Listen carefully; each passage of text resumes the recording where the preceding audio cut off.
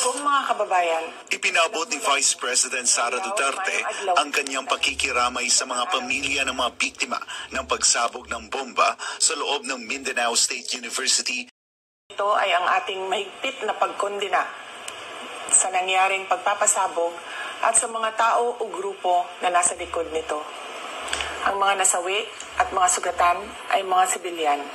Nakakabahala na ito ay nangyari sa loob ng MSU compound sa isang katolikong simbahan, sa isang bahagi ng bansa na may mahaba at madugong karanasan sa terorismo. Ang nasabing pangyayari. Nananawagan ako sa mga lahat ng Pilipino, lalo na sa mga Mindanawan, na maging mahinahon habang nagsasagawa ng investigasyon ang mga otoridad. Maging matatag tayo sa harap ng mga hamon at patuloy na banta ng terorismo. Huwag nating hayaan na magtagumpay ang kasamaan laban sa bayang nagkakaisa para sa kapayapaan. Partners, ay kinundin na rin ni President BBM yung nangyaring insidente, Attorney Harry. Wala namang pagkakaiba lang, pareho sila nagkondena. Pero si Presidente, media card, si BP Sara talagang gumawa ng video. Sana nga gumawa rin ng video si PBBM para makita ng tao pagkamat linggo, talagang narariyan pa rin ang ating Presidente at nag-uobserba at siyempre ay naaabala. At po, masakit talagang tanggapin yung pagbubuo ng BARM bilang isang autonomous region. Ng statehood, parang estado na talaga ang BARM. Pati po yung kapangyarihan na pumasok sa kasunduan, pati po yung teritoryo na magkakaroon sila ng territorial sea, ay nakabahagi na po ng pinirmahan nating kasunduan kasama ng BARM. Munang eleksyon, appointed kayo lahat, pero nasaan po yung pangakong kapayapaan? Hindi lang po autonomiya ang binigay natin, sandamukal po ang budget ng BARM. Hindi lang po yan. Yung sandamukal na budget na yan, ang laki pong porsyento nawawala sa korupsyon. Pero pikit mata tayo dahil iniisip natin, yan ang susi para sa kapayapaan. Pero ngayon, nasaan ang kapayapaan? So ang tanong ko po, nasan po ang pinangakong kapayapaan? Dahil napakadaming gaya ko pong mga Pilipino na hindi maatim, na parang ginawa na silang estado, pero pinagbibigyan sa paniwala na ito lang talaga ang susi sa kapayapaan. Pero wala pa rin pong kapayapaan. At ang tanong ngayon ng mga Pilipino, dapat bang ipagpatuloy ang usaping kapayapaan sa mga kalaban ng gobyerno kung hindi naman po makakamit ang kapayapaan? Marami pong nag-a-attend ng simbang yon at saka siyempre ang binomba po, pagsisimba. Sagrado po yan, kahit anong pananampalataya ninyo. Hindi po importante kung anong pananampalataya, ang importante, naroon po mga tao para magsamba, para magdasal sa isang Panginoon ng kapayapaan. Pero ano ang nangyari po? Habang nagdadasal sa Panginoon ng kapayapaan, nagkaroon po ng karahasan. Napakahirap pong tanggapin yan. Ayaw ko nga pong i-play up na yung religious aspect ng bombahan nito, pero obvious naman po. So, may mga panawagan naman, Attorney, na sana raw i-consider ng pamahalaan yung resumption, yung pagbabalik ng martial law. May mga panawagan din na magkaroon ng Mindanao Independence Movement. And po guys, so natunghayan nyo na ang aking introduction. Ito po ay patungkol dun sa nangyari sa Mindanao, yung karahasang nangyari sa Mindanao, dun sa State University somewhere in Mindanao, na ito'y sakop ng BARM. Ito po yung dating ARMM, yung Autonomous Region for Muslim Mindanao, na tinatawag na ngayon na Bangsamoro Autonomous Region for Muslim Mindanao. Ito po yung BARM. So ito ay pinahintulutan ng ating gobyerno para nang sa ganun mabawasan ang karahasan doon sa Mindanao, dahil mga kapatid din naman natin yun sa ating bansang Pilipinas. So ito, nagkakaroon na naman ng karahasan. So doon sa puntong yun, marami pong nasaktan doon sa pambobomba ng di umano ay mga outsider po raw, di umano. So matutunghayan natin dito yon. At ang isa pang bagay ay itong kinundi na ito ng ating butihing Vice Presidente Sara Duterte. Itong pambobomba nila sa Muslim Mindanao dun sa BARM na tinatawag. So, isang eskwelahan nga po doon ay talagang marami po nasaktan, kaya nakakalungkot po. At ito po ay itinaon doon sa pagsisimba ng mga tao doon sa eskwelahan na yon. So, nakakalungkot po nangyayari sa ating bansang Pilipinas. So, tunghayan po natin guys ang mga komento ng ating dating spokesperson Harry Roque at ang mga pahayag ng ating butihing presidente Sara Duterte at yung pahayag din na wala namang video clips ng ating butihing presidente Bongbong Marcos Jr. So ito na po guys. Kalungkot po. Ito na po. Tunghayan po natin. At bago po tayo magsapol, maraming salamat po sa aking mga viewers at lalo na yung aking mga subscriber na patuloy na sumusuporta sa ating YouTube channel, DIY KKB Informative. So, ito na po sila guys. Thank you very much po kapanonood.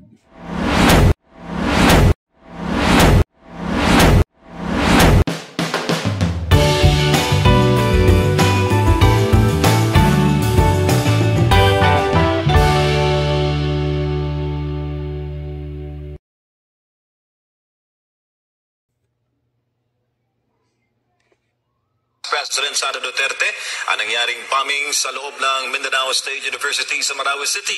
Anya nasabing pambobomba ay malinaw na isang gawaing mapangahas at karuwagan. Si Jason Rubrico muli sa detalye. Mahal kong mga kababayan, Ipinabot ni Vice President Sara Duterte ang kanyang pakikiramay sa mga pamilya ng mga biktima ng pagsabog ng bomba sa loob ng Mindanao State University sa Marawi City nitong araw ng Linggo. Kasabay nito ay kanyang ipinahayag ang pagkondena sa nasabing pangyayari. kasabay nito ay ang ating mahigpit na pagkondena sa nangyaring pagpapasabog at sa mga tao o grupo na nasa likod nito. Ang mga nasawi at mga sugatan ay mga sibilyan. Nakakabahala na ito ay nangyari sa loob ng MSU compound sa isang katolikong simbahan, sa isang bahagi ng bansa na may mahaba at madugong karanasan sa terorismo. Dagdag pa ni Vice President Duterte na ang nasabing pambobomba ay isang gawaing mapangahas at karuwagan. Nanawagan naman ang pangalawang Pangulo sa taong bayan na maging maingat at mapagmatyag kasunod ng nasabing pangyayari. Nananawagan ako sa mga lahat ng Pilipino, lalo na sa mga Mindanaoan, na maging mahinahon habang nagsasagawa ng investigasyon ang mga otoridad. Gayunpaman, kailangan din nating maging maingat at maging mapagmatyag upang mapigilan natin ang mga maaaring susunod pang atake sa mga sibilyan.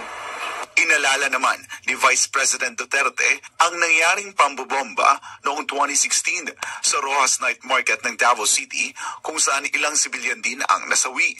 Kaya aniya, alam niya ang takot at sakit na dala ng karumaldumal na gawain ito. Dapat ay maging matatag tayo sa harap ng mga hamon at patuloy na banta ng terorismo. Huwag nating hayaan na magtagumpay ang kasamaan laban sa bayang nagkakaisa para sa kapayapaan. Para sa Diyos at sa Pilipinas kumahal, ako si Jason Rubrico, SM9 News. Kauganyan partners ay komentuhan po natin ng konti. Ayun, so natunghayan nyo at ako po nagpapasalamat sa Pulso ng Bayan under ng SMNI. Maraming salamat po sa inyo sa pagpapatunghay sa amin ng ganitong klaseng balita. Saludo po ako sa inyo. Lalo na kay Pastor Apollo C. Kibuloy. Maraming salamat po.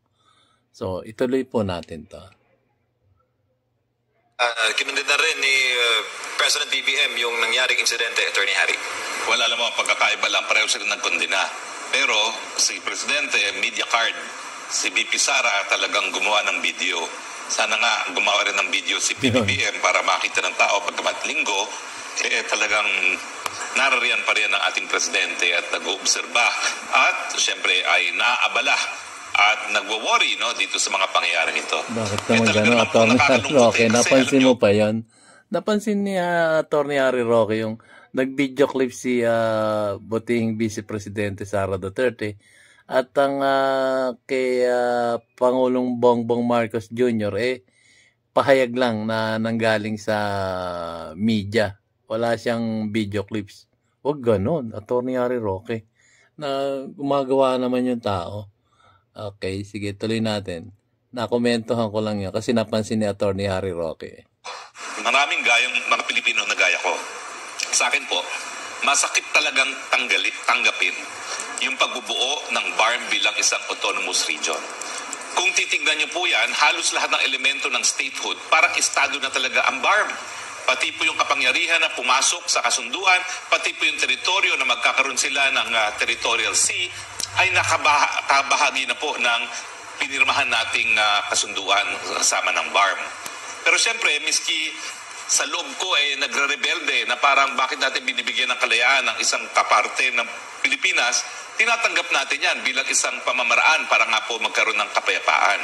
Pero pag nangyayari po itong mga ganito na bombahan dun mismo sa MSU sa Marawi, at siyempre habang nagkakaroon ng isang misa, hindi mo maiwasan na tanungin, was it all worth it? Itong ating sakripisyo na tanggapin na parang meron ng estado sa loob ng estado na BARM dahil ang ating intensyon ay magkaroon ng kapayapaan pero mainam pa rin ang kapayapaan. Dati po meron ng BARM pero nangyari ang Marawi siege. Ngayon na naman, ayan na naman, pinagbigyan muli ang BARM. Bakit ko sinabing pinagbigyan? Kasi dapat po nagkaroon na ng eleksyon, nung huling eleksyon 2022 para dapat ihalal na mga opisyalis ng BARM. Pero pinagbigyan pa rin ng hindi lang isa, kundi dalawang presidente. Si dating Presidente Rodrigo Roa Duterte at si Presidente PBBM na sige, wala mo ng eleksyon, appointed kayo lahat. Pero nasaan po yung pangakong kapayapaan? Hindi lang po autonomiya ang binigay natin, sandamukal po ang budget ng BARM. Hindi lang po yan. Magkano? Yung sandamukal na budget na yan, ang laki pong porsyento nawawala sa korupsyon. Ayun. Pero pikit mata tayo Ayun, dahil guys. iniisip na Alam niyo guys, ngayon ko lang nalaman na yung sinasabi niya isang damokal na budget ang binibigay sa BARM. Medyo nagulat lang ako doon kasi sa totoo lang guys, ngayon ko lang nalaman niya. Ang alam ko noon, binigyan sila ng laya para sila magdesisyon ng sarili nila doon sa autonomous region nila sa Muslim Mindanao. Ito nga yung BARM sa mga Bangsamoro. Pero yung budget na sandamukal, ngayon ko lang nalaman to kay Atty. Roque. So, tuloy po natin kung magkano kaya yan. Baka sakaling sabihin niya. Ito po. yan ang susi para sa kapayapaan. Pero ngayon, nasaan ang kapayapaan? Ginagastos ang pala Kailangan natin. magsalita ang mga taga-BARM. Nung Marawi siege nga ang tanong meron na nga kayong otonomiya dyan, bakit nangyari pa yan? Bakit hindi nyo alam? At bakit umaasa pa rin sa nasyonal na gobyerno para labanan yung mga teroristang yan? Ano ba yan? Ano ba? Nagkakalokohan na ba ho? O talaga ba pong hindi ito maiiwasan? Alam mo, partners, nakakaabala pa. Tineraise ko naman kahapon talaga dahil hindi ako mapakali. Dahil may mga entry sa Facebook na nagsasabi pa raw na mayroong foreigners involved ay si Presidente BBM. In fairness po, tinignan ko talaga lahat ng deklarasyon ng ating Presidente, hindi po siya nagsabi niya. Ang nagsabi na may possible involvement, ang sabi lang naman, possible involvement ng foreign element ay si Secretary Gibo Teodoro. Paano po natin nalaman yan? Meron na ba tayong advance information, intel information na mangyayari ito? Kung meron na po, bakit hindi natin iniwasan? Bakit hindi natin pinigilan? Alam niyo po, yan ang ganda dun sa Task Force Davao Talagang pag merong failure of intelligence dyan, talaga namang napakalala na nung sitwasyon na yun. Dahil ang Task Force Davao talagang binuo para pagmasdan at magmasid sa mga teroristang mga elemento na po pwedeng magkalat ng lagim dyan sa syudad ng Davao. So naiiwasan po. Wala bang ganyan dyan sa heart of Lanao del Sur na Marawi na alam natin is the only Islamic city in the whole of the Philippines? Bakit dyan pa ho nangyari yan? Samantalang dapat listo ang mga taong gobyerno dyan. Pero ang taong gobyerno dyan ay BARM. Dahil kabahagi po yan ng autonomous region. So ang tanong ko po, nasan po ang pinangakong kapayapaan? Dahil napakadaming gaya ko pong mga Pilipino na hindi maatim, na parang ginawa na silang estado, pero pinagbibigyan sa paniwala na ito lang talaga ang susi sa kapayapaan. Pero wala pa rin pong kapayapaan. Magpapatuloy ba ho ito? At siyempre, dahil ito po'y nangyari sa panahon na magsisimula na naman ng usaping kapayapaan sa teroristang CPP-NPA, ito po'y nagpapakita. Yeah. Importante po ang sinseridad. Komentuhan natin. So, ibig sabihin, medyo gumugulo na rin pala sa parte ng BARM. Kaya pala, meron akong nakausap na isang mga Muslim at sinasabing pumupunta di umano sila dito sa Manila kasi masyado na magulo sa kanilang bayan. So, hindi ko na siya inukilkil. Basta naririnig ko na lang yung kanilang usapan na, kumbaga, umalis sila sa kanilang areas kasi talagang magulo. So, dito sila nagkaroon ng tiwasay ng buhay dito sa Maynila kasi hindi magulo. Ang magulo lang dito, mga chismosa, ayun. So, kidding aside lang yun, guys. So, minarinig ko lang mga kwento yun sa mga marites dyan sa tabi-tabi. Naibahagi ko lang kasi yun narinig ko. Kaya sila nagpupunta rito. Di umano ay magulo dun sa area nila at lumipat sila dito sa Maynila. At marami naman kayo makikitang mga kapatid nating Muslim dito sa Maynila. At may mga negosyo pa nga sila eh. So, ituloy po natin.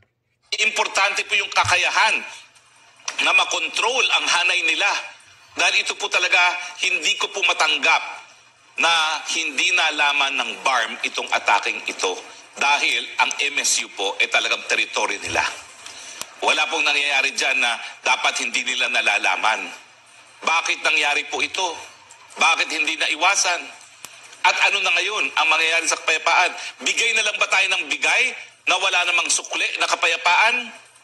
In fairness, mula nung Marawi Siege, ito naman talaga yung nangyari na malagim, no? Pero hindi dapat nangyayari ito. At nung kailan lamang, patuloy naman ang tagumpay ng hukbong sandatahan ng Pilipinas laban sa mga pinaghihinalaan ng mga Pilipino na lumalaban sa ngalan po ng ISIS. Pero bakit nandiyan pa rin ang ISIS? Meron ng BARM. Binigyan na ng pondo, binigyan ng suporta. Alam mo, masama ang loob ng mga politiko sa BARM, ha? Kasi pati yung desisyon kung sino ang tatayong gobernador ng Maguindanao del Norte. Pinagbigyan pa rin ng MILF. Miski malinaw sa local government code na hindi dapat magkaroon ng corporate existence sa mga bagong buong mga local government units hanggang walang halalan. Kasi sa demokrasya, talagang importanteng halalan. Pinagbigyan pa rin. Dahil pikit mata talaga ang administrasyon ni Presidente Marcos, pagbigyan natin ng lahat ng kinakailangan ng BARM para magkaroon ng kapayapaan. Pero nasaan ang kapayapaan? Yan po ang tanong. At ang tanong ngayon ng mga Pilipino, dapat bang ipagpatuloy ang usaping kapayapaan sa mga kalaban ng gobyerno kung hindi naman po makakamit ang kapayapaan? Yan po talaga ang naging implikasyon nitong bombahan nito. Nagkakaroon ngayon ng alinlangang ang mga Pilipino na lunukin, ang mahirap lunukin pagdating sa soberenya ng Pilipinas, alang-alang sa kapayapaan dahil mailap pa rin po ang kapayapaan bagamat linulunok na natin ang ating kawalan ng soberenya lalong-lalo na dyan sa BARM. So ang tanong ko, sana po meron tayong makuhang mga yun nga, sa Muslim Mindanao nga walang kapayapaan. Panawagan ko po uli sa ating mga kongresista.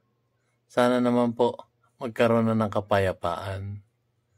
At gumawa kayo ng batas. Hindi ko kayo inuutusan.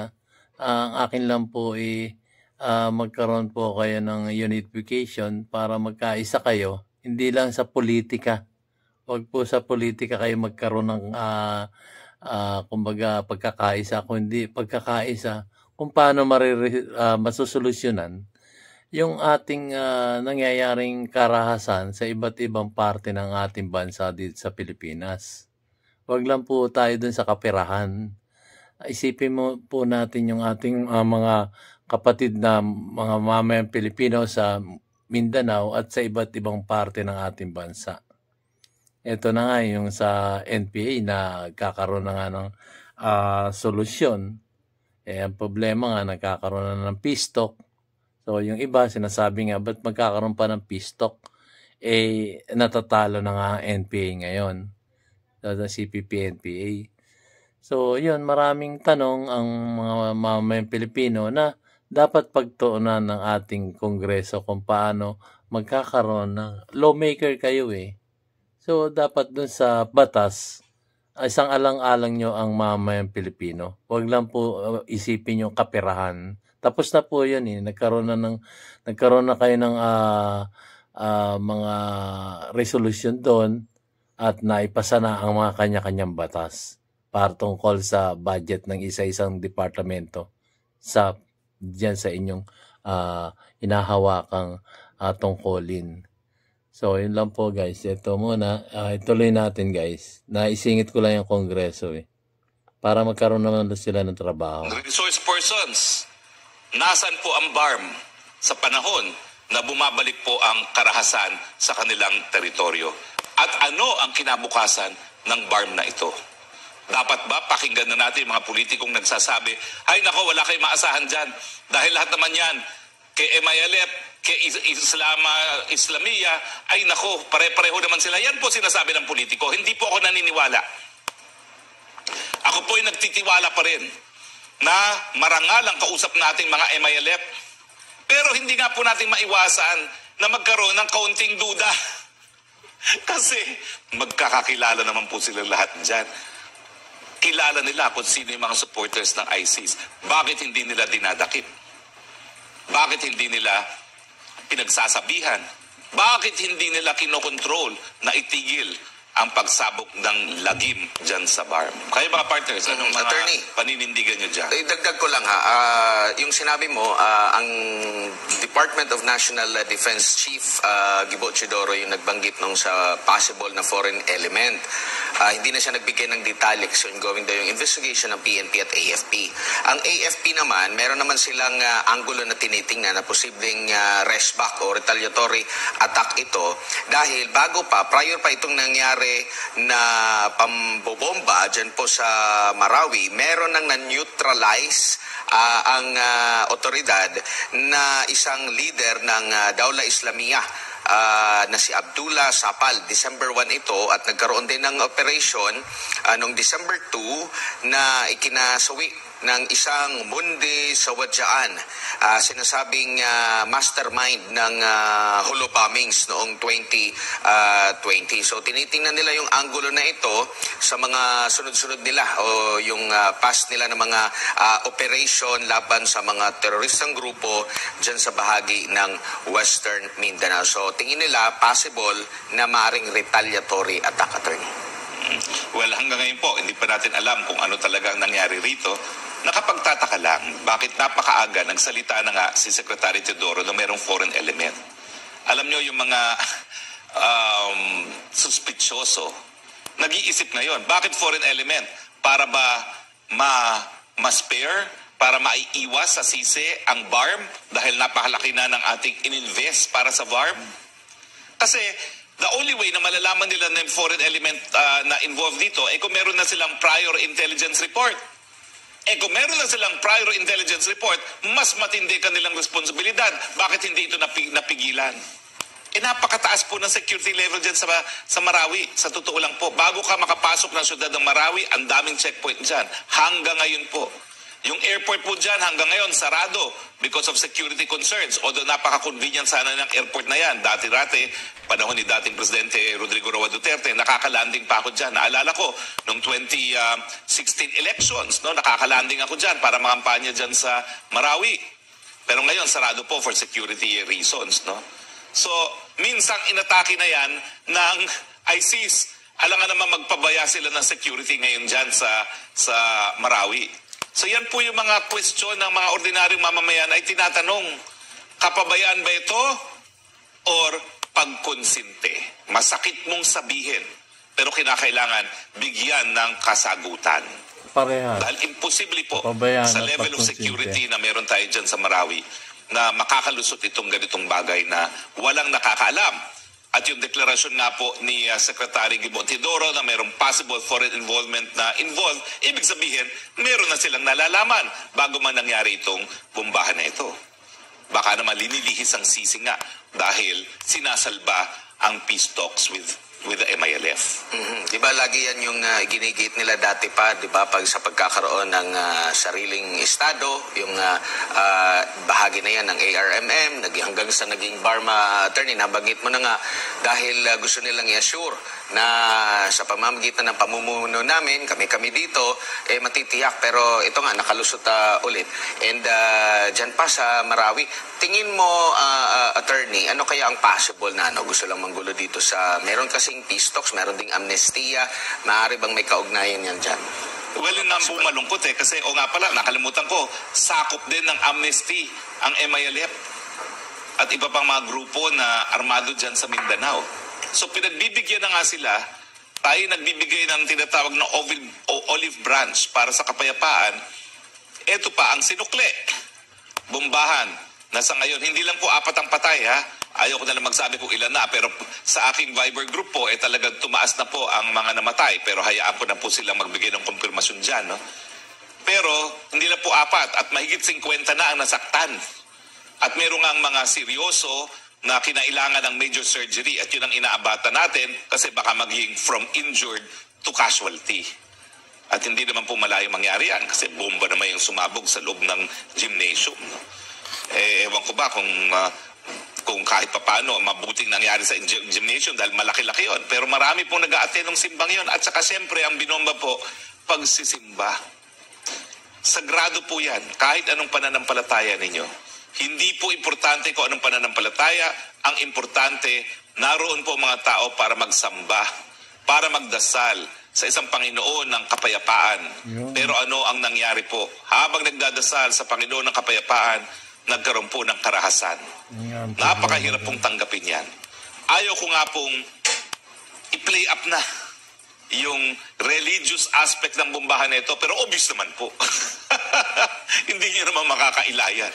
May kinalaman po yung pagsamba ng mga Katoliko dyan sa gym na yan, dito sa bombahan nito. Bakit hindi pa po natitigil ito? Sa puso mismo ng kaisa-isahang Islamic City ng Pilipinas. Ewan ko po kung makakausap talaga natin ng mga opisyales ng Lanao del Sur, ng City, si Mayor Gandambra, kung makakausap natin, at saka siyempre ang governor, ang namumuno ng BARM para marinig naman ang kanilang panig. Ako, may mga panawagan naman, attorney, na sana raw i-consider ng pamahalaan yung resumption, yung pagbabalik ng martial law. May mga panawagan din na magkaroon ng Mindanao Independence Movement, Attorney Harry, dahil sa mga hamon na ito, ang usapin ay nanggagaling po yung pondo sa national government. Hindi raw agad makagalaw yung mga LGU sa Mindanao dahil nga dependent tayo sa pondo mula sa national na pamahalaan. Ano bang masasabi mo doon, sir? Tingin ko hindi na po ito. Komentuhan natin ng konti. So, maraming nagtatanong dyan sa SMNI, sa Pulso ng Bayan. Nagre-request daw di umano sila ng martial dyan.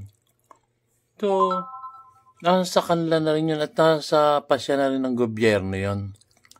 Kung magmamartial sila dyan o hindi. Parang katulad lang nung panahon ng ating buting dating Presidente Rodrigo Roa Duterte, naalala nyo?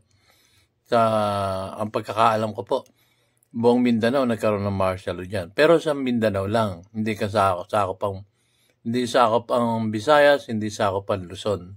Kasi wala namang kaguluhan na gaganap dito sa ating parte ng Luzon at saka Visayas. So, sa Mindanao lang nagkaroon ng martial law nung panahon ng ating dating Pangulong Rodrigo Roa Duterte. At nasolusyonan naman. Di ba? At naging matiwasay ang Mindanao hanggang sa nabuo itong BARM, yung Bangsamoro Autonomous Region for Muslim Mindanao. At maganda naman siyang kausapan daw. Hindi ko lang po maintindihan bakit nangyayari pa itong mga ganito. Nabinigyan na nga sila ng autonomiya. Parang hindi natin alam, guys. Kaya Sana naman po magkaisa na sila at mawala na yung gulo dyan sa Mindanao. Kasi ang kasabihan nga natin, ang sakit ng kasukasuan, sakit ng buong katawan.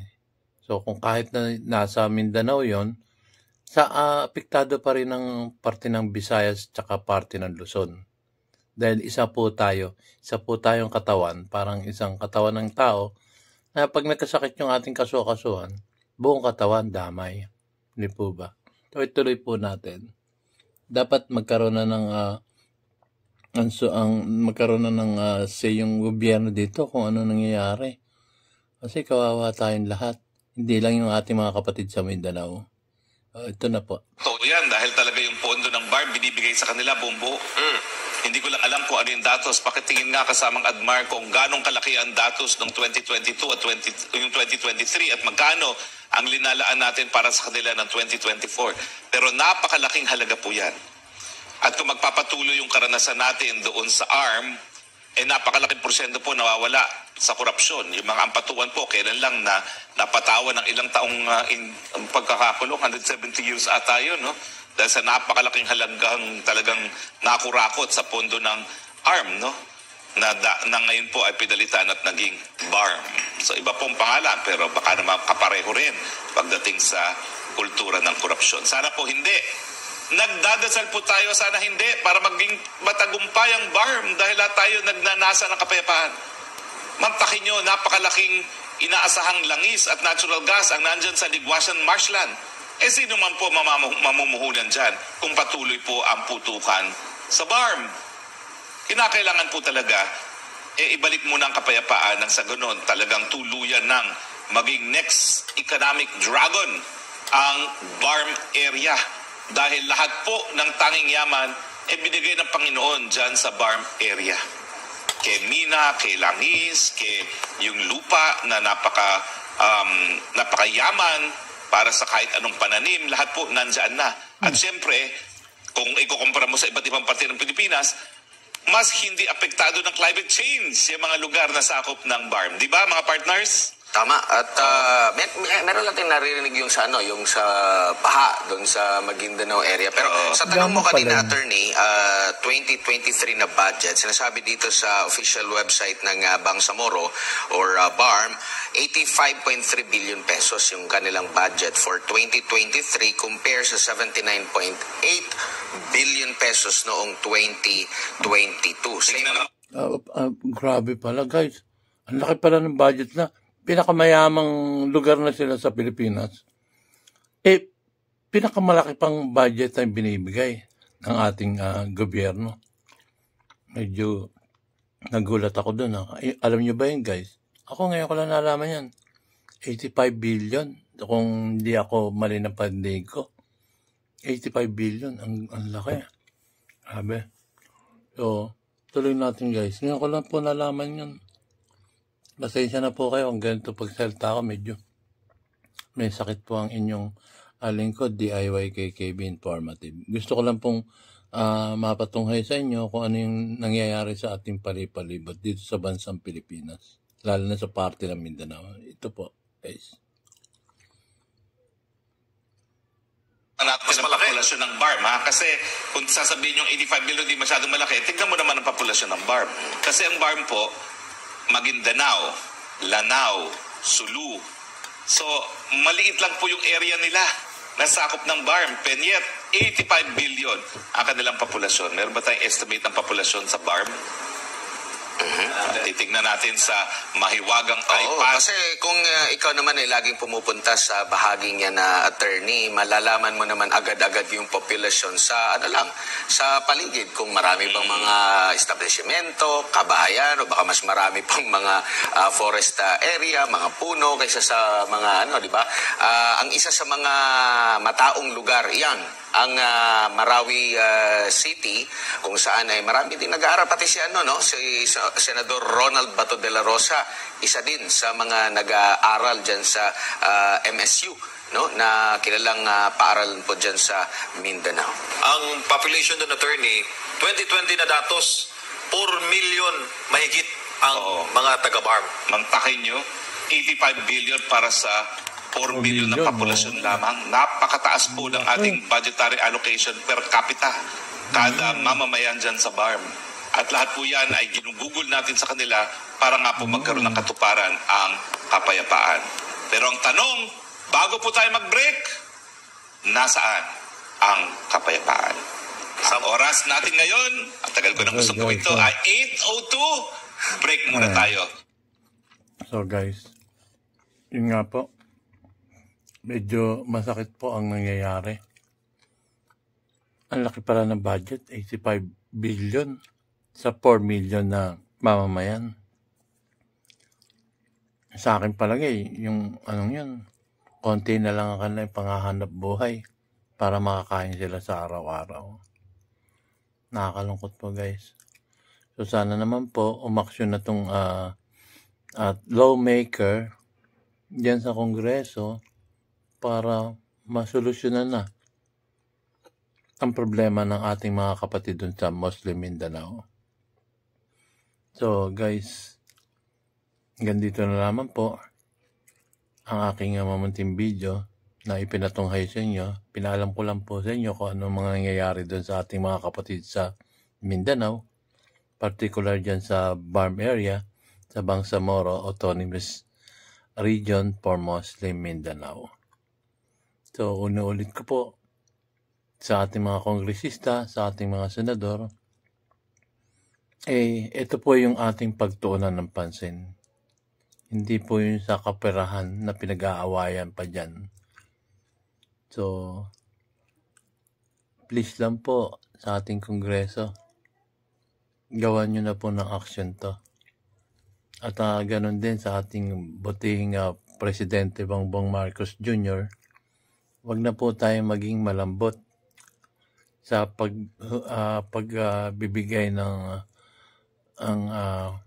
solusyon dito sa problema ng ating bansa. Sakit po ng kalingkingan ay sakit ng buong katawan. So hanggang dito na lamang po. Maraming salamat po sa inyong panonood sa aking mamunting YouTube video, DIYKKB Informative. At sinasabi ni DIYKKB Informative, keep safe, God bless, and you have a great day. Maraming salamat po. See you on my next vlog.